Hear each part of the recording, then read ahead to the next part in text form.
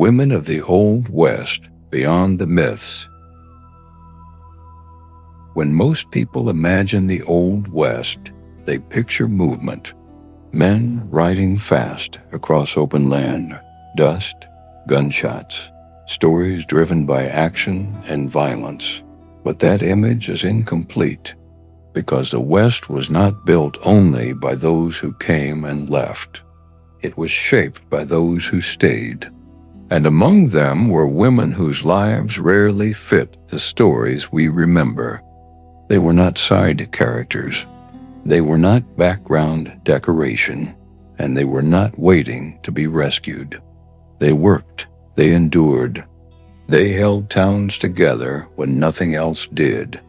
History often remembers the loudest moments, but the West was mostly quiet. Days passed slowly, nights were long, and survival depended less on heroism than on consistency.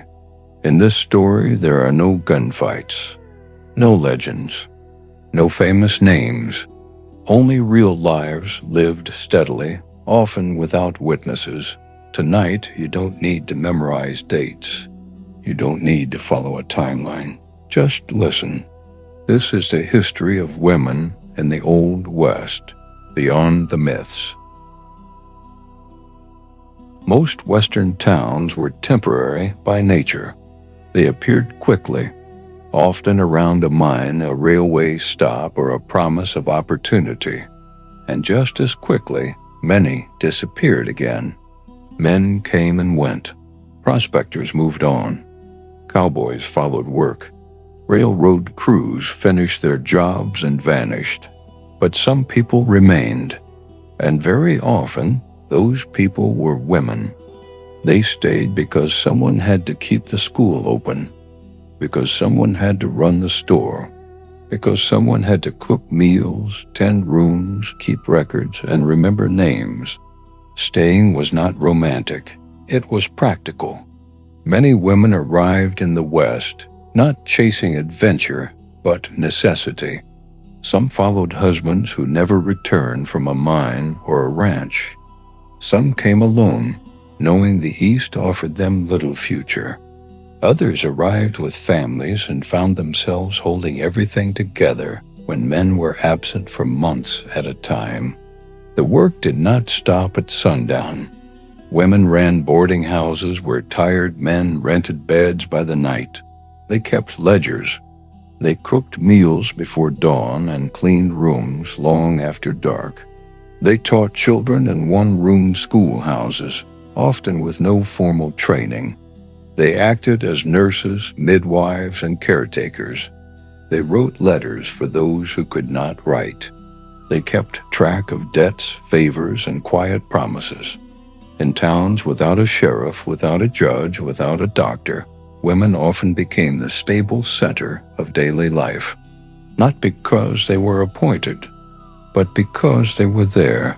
Hollywood tells us the West was wild because it lacked order. In reality, many towns survived precisely because informal order existed, and women were often its quiet foundation.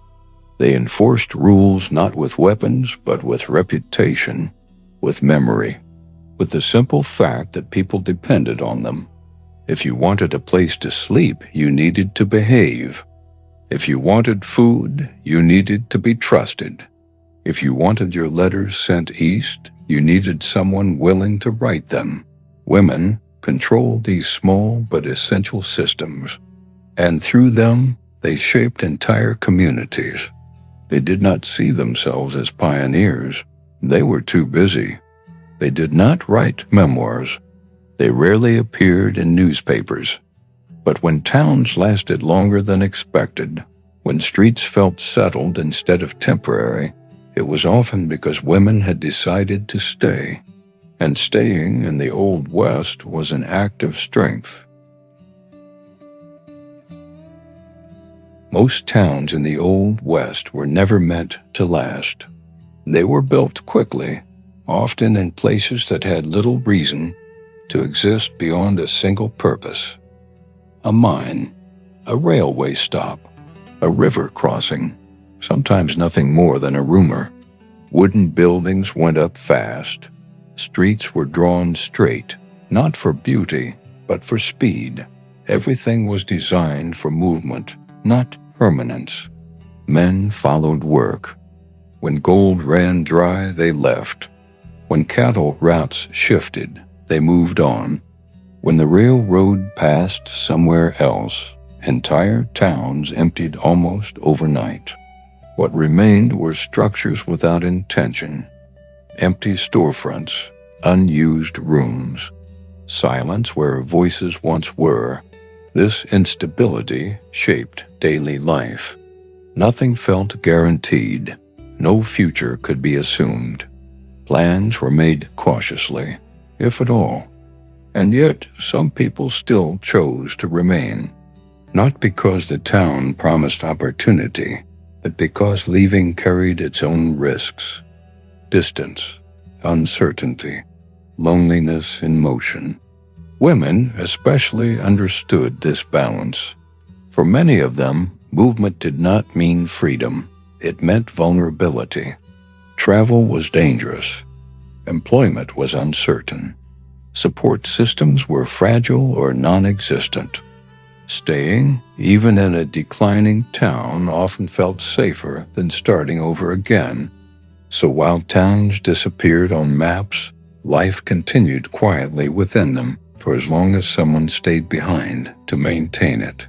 The West is remembered for how quickly it changed. But it endured, however briefly, because some people resisted constant motion. And many of those people were women. Staying in the Old West was not a decision made once. It was a choice repeated every day. Each morning there were reasons to leave. Work was uncertain. Supplies were limited. The future offered few assurances. To stay meant accepting routine in a place built for impermanence. Women who stayed took on roles that were never formally assigned. They organized daily life simply by continuing it. Meals were prepared. Rooms were cleaned. Children were taught. Letters were written. None of this was recorded as achievement. It was expected, and then quickly forgotten. But without it, towns unraveled. When a woman ran a boarding house, she did more than provide beds. She regulated behavior. She decided who was welcome and who was not. She remembered debts and reputations. When a woman taught children, she offered stability in a place that rarely felt stable. Lessons mattered less than consistency. Showing up every day became an anchor. Staying also meant enduring isolation. Distances between towns were vast. News traveled slowly. Family connections were often hundreds or thousands of miles away. Many women lived years without seeing relatives again. Some received letters. Others did not. And yet, they continued. Not because life was fulfilling, but because it was necessary. In a culture that celebrated movement, staying was invisible labor, uncelebrated, unrewarded. But it was also what allowed life to feel continuous rather than fractured. The West did not survive on ambition alone. It survived on repetition, and repetition was often maintained by women who chose day after day not to leave. Work in the Old West was rarely romantic, especially for women. Daily labor was constant and physically demanding.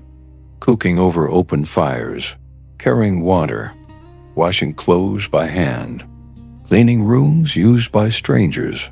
There were no weekends, no sick days, no clear separation between work and rest.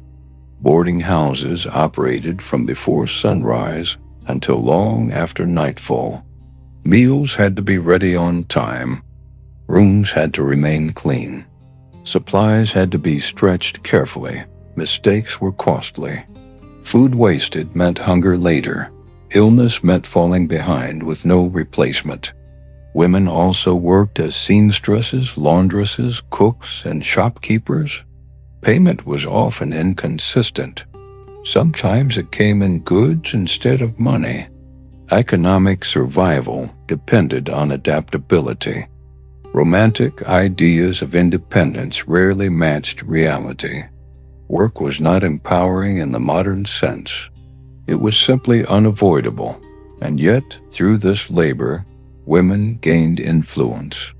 Those who controlled food, shelter, and daily routines held quiet authority, not through force, but through necessity. Men might carry weapons, but women often controlled access to the basics of life. This was not power anyone celebrated, but it was power nonetheless. The West did not run on gunfights and adventure. It ran on meals served on time, beds made properly, children taught to read. And behind much of that work were women, whose efforts rarely became stories. But without them, there would have been nothing left to remember. In many Western towns, the boarding house mattered more than the saloon. It was not a place of excitement. It was a place of routine. Men arrived tired, often after weeks of travel or labor. They needed a bed. They needed food. They needed a place that felt predictable. Boarding houses provided all three. Women who ran them controlled more than rooms. They controlled schedules. Meals were served at fixed times. Lights went out when the day ended. Noise was tolerated only to a point. This structure shaped behavior. Men who wanted to stay learned quickly that cooperation mattered. Disrespect meant being turned away. And in towns with few alternatives, that mattered.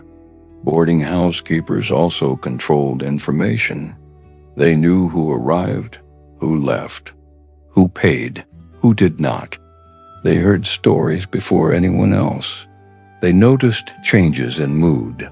They sensed trouble early. In many cases, they acted as informal mediators. Arguments were diffused quietly. Conflicts redirected before they escalated. There were no official titles for this role, no recognition. But boarding houses were economic and social centers. They stabilized towns by slowing people down. In a landscape defined by movement, they introduced stillness, and the women who ran them rarely described themselves as influential. They were simply doing what was required. But without them, towns would have unraveled much faster than they already did. Daily life in the Old West was not shaped by events. It was shaped by hours. Most days did not begin with decisions. They began with routine. Women woke early, often before the town itself felt awake, before voices filled the street. Before doors opened, morning meant work that could not wait. Water had to be carried. Fire had to be started. Food had to be prepared long before anyone thought of eating. There were no shortcuts. Every task depended on another. Nothing could be skipped without consequences later in the day. Clothes were washed by hand. Floors were swept daily, not for cleanliness alone, but because dust never stopped returning. Beds were made carefully, even when they would soon be used again. By mid-morning, the town began to move. Men left for work. Children gathered where lessons were held. Customers arrived slowly, often without urgency. Women adjusted to this rhythm. They worked while others came and went. Their labor formed the background against which the town appeared active. There was little separation between private and public life. A boarding house kitchen was both workplace and living space. A store counter was a boundary, but not a barrier. A schoolroom doubled as a home. Meals marked the passage of time more reliably than clocks. Breakfast was early and practical. Dinner was steady and filling. Supper, when it happened, was quiet. Food was not celebrated, it was managed. Ingredients were stretched. Leftovers were reused. Waste was avoided. Between meals, work continued without pause. Letters were written. Accounts were updated. Repairs were made where possible. Afternoons were often the longest part of the day.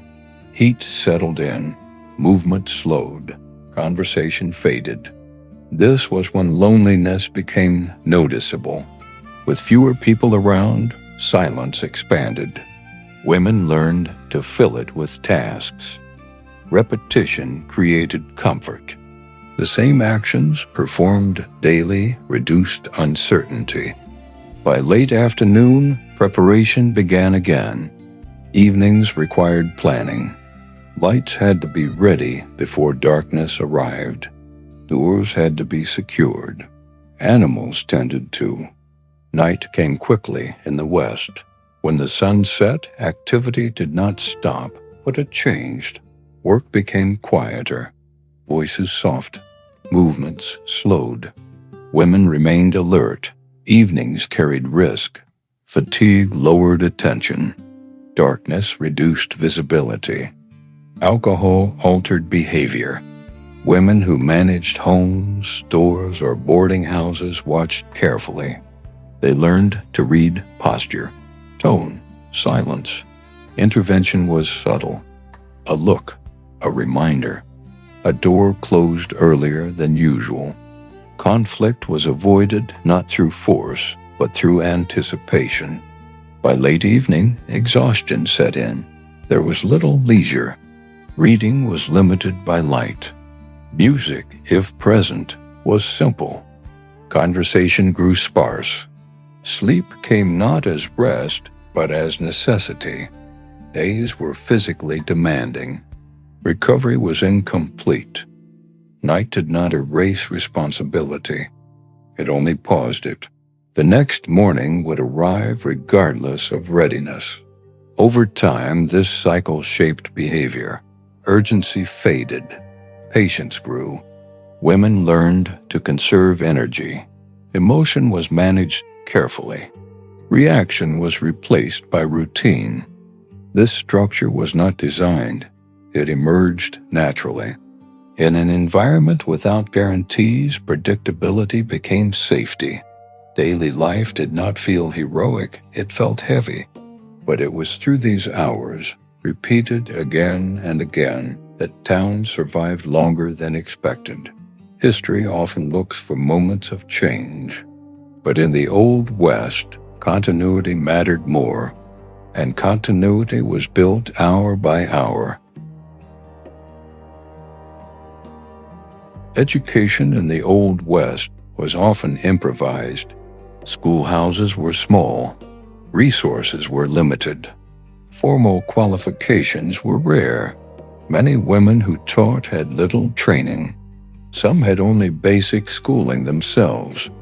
Others learned as they went. But teaching was necessary. Children needed structure. Parents needed someone to watch them during the day. Communities needed the appearance of progress. School teachers often taught all ages at once. Young children sat beside teenagers. Lessons were repeated, adapted, simplified. Discipline relied on authority earned, not enforced. Teachers were expected to maintain order with presence alone. The work extended beyond lessons. Teachers cleaned classrooms. They repaired furniture. They sometimes lived inside the schoolhouse itself.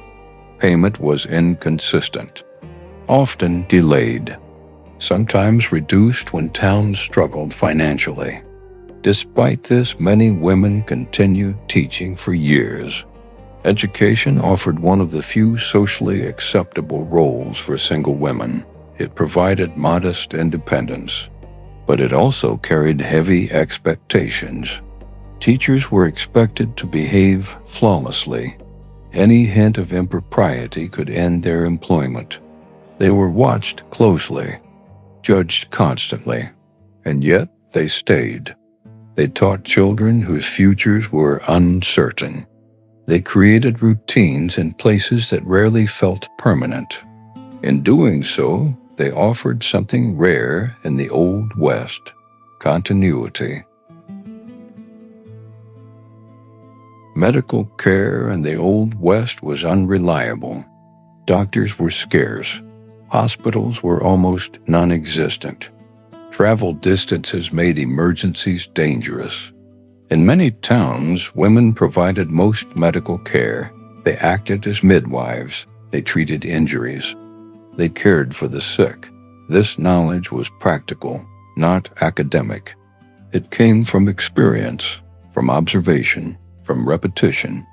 Women learned which herbs eased pain, which techniques reduced infection, which illnesses required isolation. Childbirth was especially dangerous. Women assisted other women through labor without modern equipment or medication. They relied on calm, patience, and endurance. Mistakes were costly. Successes were expected. Failures were rarely forgiven. Medical work carried emotional weight. Women witnessed death regularly. Infant mortality was high. Illness spread quickly in close quarters, and yet care continued. There was little room for hesitation. People depended on it. These women did not think of themselves as healers. They were responding to necessity. But through their work, they reduced suffering. They preserved life where possible. They offered comfort when nothing else could. The West is often portrayed as harsh and unforgiving, and it was, but it was softened in small but meaningful ways by women who provided care without recognition or reward. Their work rarely became legend, but it mattered. Widowhood was common in the Old West.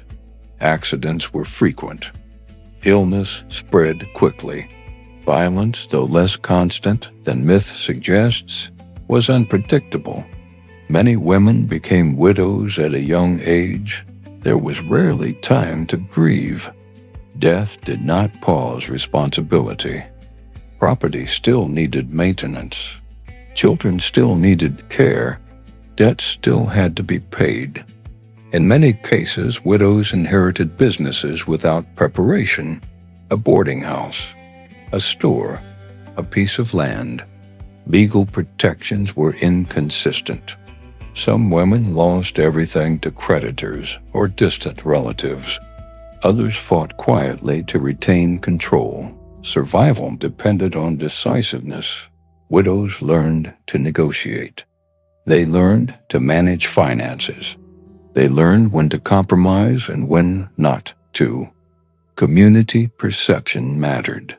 A widow who appeared capable was often left alone. One who appeared uncertain became vulnerable. This pressure shaped behavior. Many women became more reserved, more cautious, less expressive. Responsibility demanded composure. In the absence of formal authority, reputation became protection. A woman known to manage her affairs was less likely to be challenged. Widowhood in the Old West was not defined by loss alone. It often marked the beginning of increased responsibility. These women did not choose leadership. It arrived without warning, and many carried it quietly, without recognition, for the rest of their lives. The Old West demanded strength, but it rarely asked how that strength was carried. Emotional life was not discussed openly. There was little language for it. No shared vocabulary for grief, fear, or exhaustion. People were expected to endure. Women learned this early. They were expected to remain composed regardless of circumstance, illness, loss, uncertainty. Emotion was managed privately, if at all. Public displays of distress were discouraged. They suggested instability, and instability carried consequences. In small towns, perception mattered. Women learned to regulate themselves carefully. They smiled when expected to. They listened without interrupting. They absorbed frustration quietly. This was not submission, it was survival. Emotional labor took many forms. Women soothed conflicts before they escalated. They reassured children when parents were absent. They maintained calm in environments where calm was fragile. This labor was invisible but constant. It required awareness of others' moods, anticipation of tension, adjustment of tone and behavior. The work did not end with physical exhaustion. Even after tasks were completed, attention remained focused outward. Women watched for signs of trouble, for fatigue, for resentment. There was little space to collapse inward. Private moments were rare. Time alone often came late at night when the town had quieted. Even then, rest was incomplete. Thoughts lingered. Concerns carried over into sleep. There was no expectation that emotional strain would be addressed. Strength meant continuing. Women rarely spoke of fear, but fear existed. The fear of illness without help, the fear of financial failure, the fear of isolation. There was also grief. Deaths were common, accidents frequent. Loss arrived without warning. Rituals of mourning were brief. Work resumed quickly. Life did not pause long enough to process loss fully. Instead, grief was folded into routine. It became part of daily movement. Women learned to function alongside it. This internalization shaped behavior. Emotions were controlled not because they were unimportant, but because expression carried risk. To appear overwhelmed was to invite scrutiny. To appear unstable was to invite intervention. Composure became protection. Over time, emotional restraint hardened into habit. Women became skilled at compartmentalization. Pain was acknowledged internally, then set aside. This did not eliminate suffering. It managed it. The absence of language did not mean absence of feeling. It meant feeling without framework, without explanation, without resolution. Many women carried emotional weight for years without relief. They did not expect validation. They expected endurance. This inner life rarely appears in historical records. It left no visible trace, but it shaped decisions, relationships, and limits. Understanding the emotional labor of women in the Old West requires reading between actions. It requires noticing what was not said, not because it was insignificant, but because silence was often the only available strategy. Distance defined life in the Old West. Towns were separated by days of travel. Roads were unreliable. Weather dictated movement. Loneliness was not an exception. It was a condition. Many women lived years without seeing family members again. Letters traveled slowly. Some never arrived. News of births, illnesses, or deaths often came late, or not at all. Isolation affected daily life. Conversations were brief. Social circles were small. Privacy was limited, yet emotional connection was scarce. Women learned to manage solitude. Routine helped. Work filled time. Silence became familiar. Loneliness was rarely spoken about. There was no language for it. No expectation that it would be addressed. Endurance was assumed. Some women formed quiet bonds with neighbors. Others remained largely alone. Neither choice was easy. Distance also affected identity. Without external reference points, women relied on internal structure, habits, personal standards, self-discipline.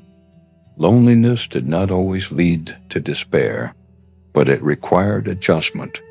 Life in the West demanded emotional restraint. Those who stayed learned to coexist with silence. In many Western towns, authority was informal. There were laws, but enforcement was inconsistent. There were officials, but their presence was often temporary. Reputation filled the gap. Women understood this early. How one behaved mattered. How one was spoken about mattered even more. Reputation determined access to work, housing, and safety. It influenced who was trusted and who was avoided. Women managed their reputations carefully. Visibility was controlled. Interactions were measured. Boundaries were maintained. A woman known for fairness gained influence. One known for discretion was protected. Authority did not require force. It required consistency. Those who ran businesses, taught children, or cared for the sick became reference points. Their opinions carried weight. People listened. Reputation also acted as defense. Women with established standing were less likely to be exploited, less likely to be challenged openly. This system was imperfect. It could be unforgiving. Mistakes lingered, but it created a form of order. In the absence of written law, social memory governed behavior. Women played a central role in maintaining that memory. Their authority was quiet, but it was effective, and without it, many towns would not have functioned at all. Money in the Old West was unstable. Wages fluctuated. Work disappeared without warning. Cash was often scarce. Many women learned quickly that survival required flexibility. Payment did not always come as money. Sometimes it came as food. Sometimes as lodging. Sometimes as future promises. Barter was common. A meal in exchange for laundry. A room in exchange for repairs. Care provided now, repayment later. This system relied heavily on trust. Women who managed these exchanges carefully built networks of obligation. Debts were remembered. Favors were noted. Economic survival depended less on income and more on relationships. Women tracked these informal economies with precision. They knew who could be relied upon. Who could not? Savings were rare. Security came from reputation and consistency. Some women accumulated modest wealth over time. Others lived perpetually close to shortage. Both required vigilance. The absence of formal financial systems placed pressure on daily decision-making. Mistakes could not be easily corrected. Women who survived economically did so through attentiveness, discipline, and restraint. These strategies rarely appeared in historical accounts. They were too ordinary, too quiet, but they sustained life in places where formal systems failed. Power in the Old West did not always look like power. It did not wear a badge. It did not carry a weapon, and it was rarely announced. Much of the West was governed without formal authority. Laws existed, but enforcement was inconsistent. Officials came and went. Institutions were fragile. What remained was social structure. Women played a central role in maintaining it. They did not rule through command. They ruled through presence. A woman who ran a boarding house decided who stayed and who did not. A woman who ran a store decided who received credit and who paid upfront. A woman who taught children shaped behavior long before adulthood. These decisions were small on their own. Together, they formed a system. Influence came from reliability. People returned to the same places because they trusted them. They followed unspoken rules because they wanted continued access. Women understood this dynamic intuitively. They learned when to enforce boundaries and when to remain flexible, when to refuse service, when to offer patience. Authority was exercised quietly. There were no punishments, only consequences. A man who caused trouble might find no bed available. A customer who failed to pay might be served last or not at all. A reputation once damaged was difficult to repair. Women rarely needed to confront behavior directly. They adjusted the environment instead. This kind of power was not confrontational. It was structural. It relied on consistency rather than force.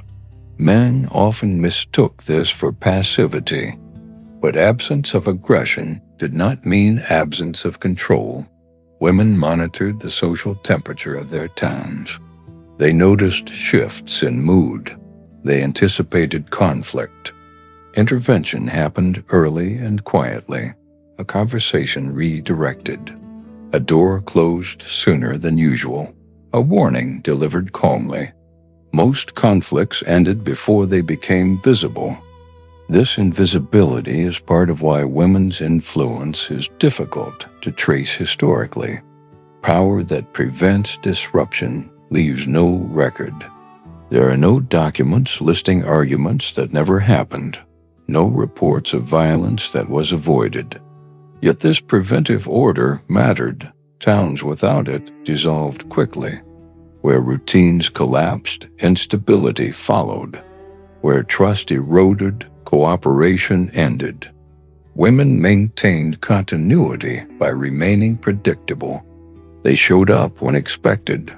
They enforced rules consistently.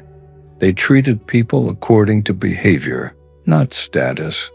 This created a form of governance without hierarchy. No one was officially in charge, but everyone understood where limits were. Women did not frame this as leadership. They framed it as responsibility. They acted not because they sought influence, but because neglect carried consequences. In a region often described as lawless, order frequently emerged through informal systems, and women were at the center of those systems. They did not run the West through dominance. They ran it through stability. And stability, more than violence or law, determined whether communities endured. Historical records of the Old West are incomplete, not because events did not happen, but because certain lives were not considered record-worthy. Women's work was often categorized as domestic. Domestic labor was rarely documented. Business transactions conducted informally went unrecorded. Care work left no paperwork. Teaching in small towns generated few official documents. Even when women owned property or businesses, records often listed male relatives instead. Husbands, brothers, fathers. When women appeared in newspapers, it was usually under specific circumstances: marriage, scandal, death. Daily life did not qualify as history. This absence shaped how later generations understood the West. Men appeared active. Women appeared absent. The reality was different. Women were present everywhere, but their contributions blended into routine. Historians relied on available sources, and available sources reflected what society valued. As a result, myths replaced nuance. Films and novels filled the gaps with simplified narratives. Complex lives were reduced to roles. The lack of documentation was not accidental. It reflected priorities, and those priorities shaped memory. History often favors events over continuity. Battles are recorded, conflicts are named, moments of change receive attention. Daily stability does not. The Old West is remembered through extremes: lawlessness, violence, adventure, but most days were ordinary. Meals were prepared, rooms were cleaned, children were taught, women sustained this ordinary life. Their work lacked spectacle. It did not interrupt history. It allowed it to continue. Because of this, it was overlooked. What we remember is shaped by what was visible, and what was visible was often male. Weapons were visible. Movement was visible. Power was visible. Care was not, but care shaped outcomes. Towns that survived did so because routines held, because someone remained, because daily life continued despite uncertainty. Women provided that continuity. History did not forget them intentionally. It simply failed to notice. And correcting that absence requires attention to what was always present but rarely acknowledged. Much of what we believe about the Old West comes from stories told long after it ended. Films, novels, and television simplified complex lives into recognizable roles: heroes, villains, side characters. Women were often reduced to symbols: the schoolteacher, the saloon girl, the widow waiting quietly. These images were easier to understand than reality. Hollywood favored action. It favored movement. It favored conflict. Women's lives in the West were shaped by continuity, not spectacle. Their influence unfolded slowly, quietly. This made them difficult to portray. As a result, their stories were compressed into familiar archetypes. Individual lives disappeared behind generalizations. The work women did not fit dramatic pacing. It could not be resolved in a single scene, so it was omitted. This absence reinforced the myth that women were peripheral to Western life, that they followed rather than led, that they waited rather than acted. The reality was more subtle. Women were present in every functioning town. They ran systems that films rarely show because those systems did not explode or collapse dramatically. They simply worked. Hollywood did not invent myths out of malice. It responded to what audiences expected. And over time, expectation replaced evidence. Stability in the Old West did not mean safety. It meant continuity. It meant that tomorrow would resemble today closely enough to be manageable. People did not expect comfort. They expected predictability. Stability was not created by laws. Laws existed, but they arrived late and left early. Stability was created by habits. Doors opened at the same time each morning. Meals were served in familiar ways. Work followed known patterns.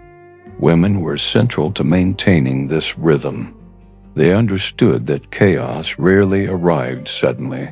It crept in through inconsistency, a missed obligation, an ignored boundary, a rule applied unevenly. Stability required attention to small details. Women corrected deviations quietly. They reminded people of expectations without confrontation. They restored routine without explanation. This consistency created trust. When people knew what to expect, anxiety decreased. When anxiety decreased, conflict became less likely. Stability also meant emotional containment. Fear was not eliminated. It was managed. Women modeled restraint. They did not escalate tension. They absorbed it, redirected it, or allowed it to dissipate naturally. This emotional regulation was contagious. Others adjusted their behavior in response.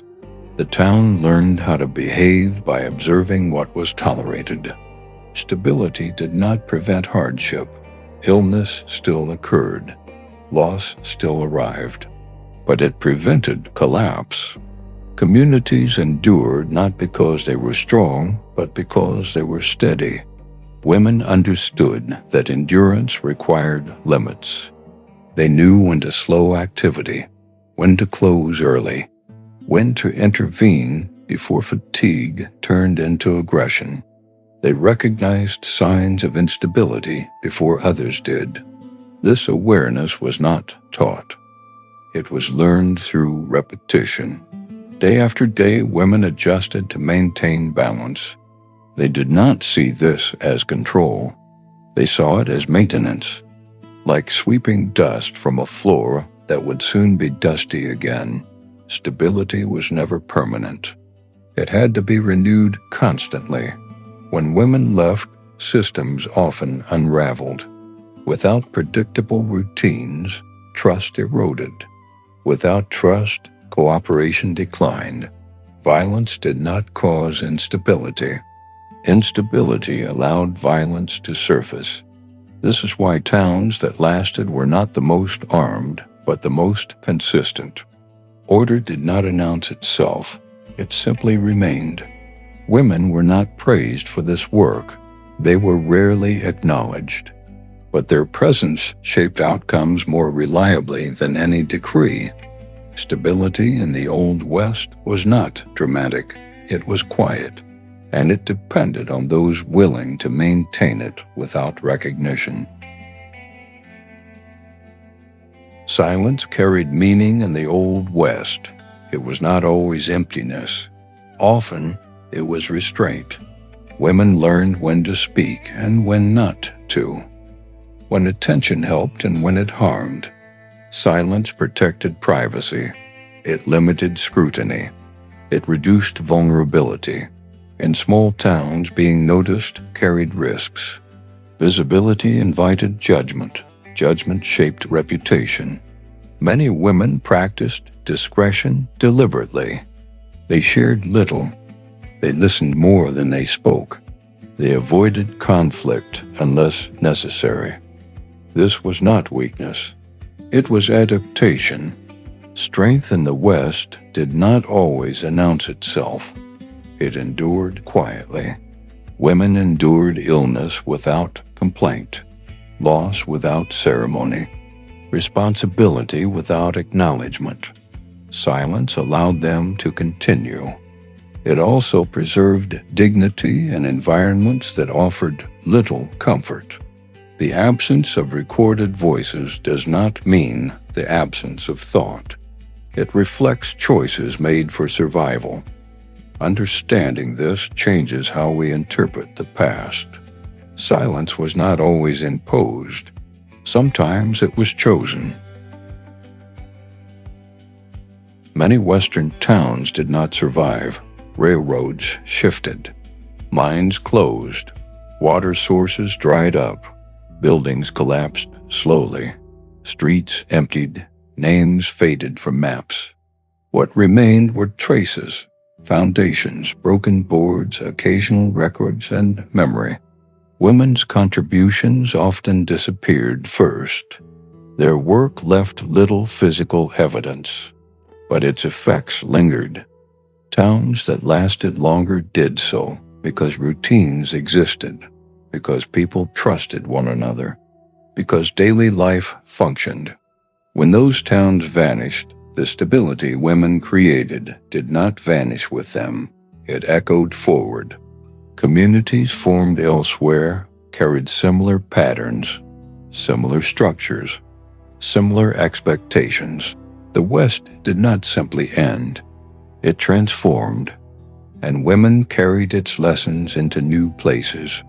Their stories are not always written, but they are present in what endured. Understanding the Old West requires listening to what history did not emphasize, not because it was insignificant, but because it was constant. The story we inherited about the Old West is not entirely false, but it is incomplete. It focuses on movement instead of maintenance, on conflict instead of continuity, on individuals instead of systems.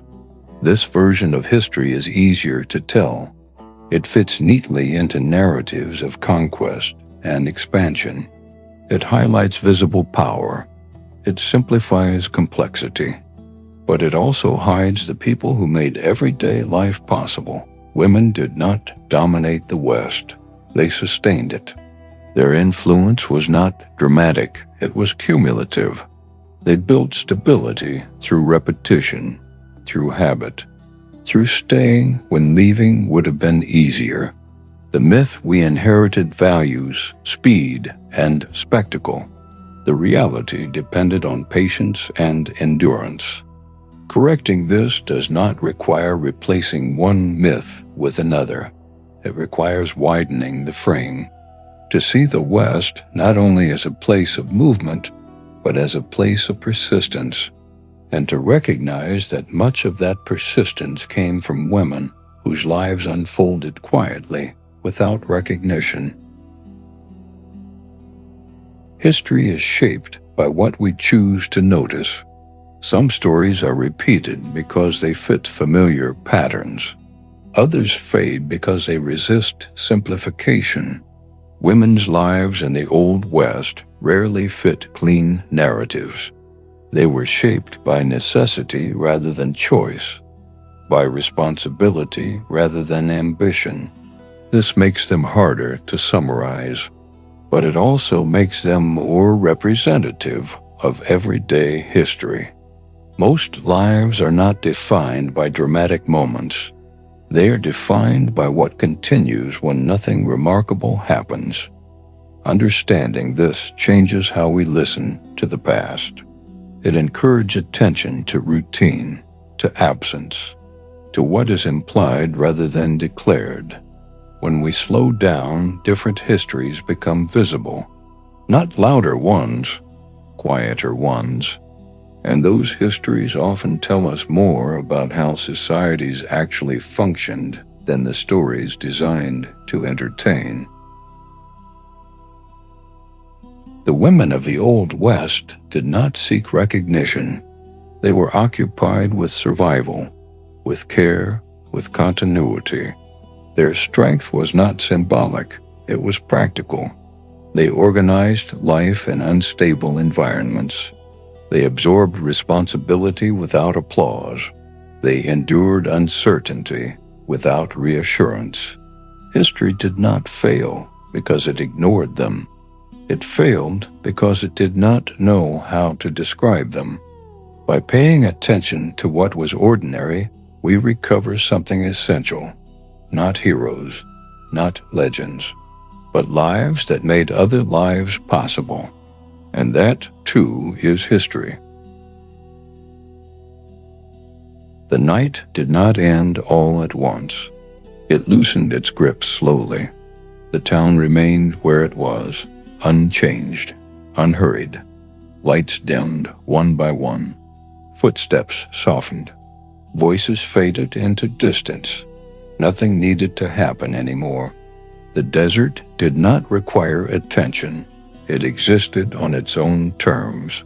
Somewhere a door closed gently. Somewhere else a lamp was turned down, but not extinguished.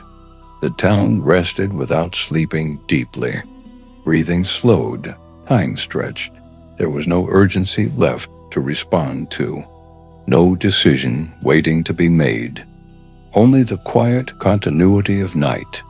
The kind of quiet that does not demand silence, but allows it. The wind moved when it wished. Dust settled where it fell. Nothing needed correction. Nothing needed order. Everything that mattered had already been held in place. And so the night continued, without direction, without intention, just enough structure to feel safe, just enough distance to let the mind drift. You do not need to follow the town any longer. It will remain. You do not need to listen closely. The night knows what to do. Let the sound remain. Let the images fade. Let the time pass without noticing. The desert is patient, and the quiet will hold.